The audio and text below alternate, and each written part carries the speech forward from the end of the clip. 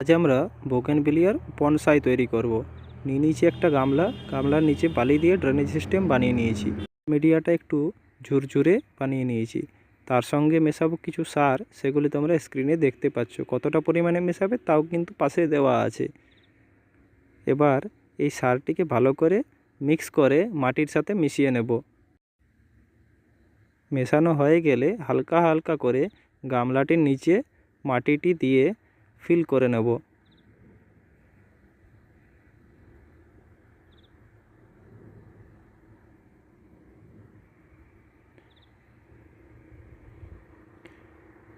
মাটি ফিল করা হয়ে গেলে গাছটিকে তার পুরনো টবটির থেকে বের করে নেব। দেখতেই পাচ্ছ রুটিং সিস্টেমটা বেশ ভালোই হয়েছে।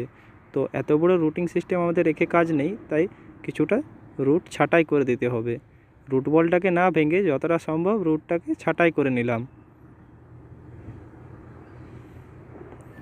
রুট ছাঁটাই হয়ে গেলে গাছটিকে টবটির মাঝ বরাবর সুন্দরভাবে বসিয়ে পজিশন অনুযায়ী মাটি দিয়ে দিতে হবে। মাটি দেওয়া হয়ে গেলে ওপর থেকে জল দিয়ে দেবো। জল দেওয়ার পর ওপর থেকে লাল কনস্ট্রাকশনের বালি দিয়ে ওপরটা একটু চেপে দেব।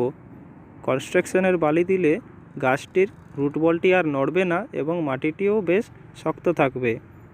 সবশেষে গাছের পাতাগুলি ছাড়িয়ে দেব যাতে গাছে নতুন গ্রোথ আসে। ফাইনাল লুকটা কিছুটা এরকম হবে।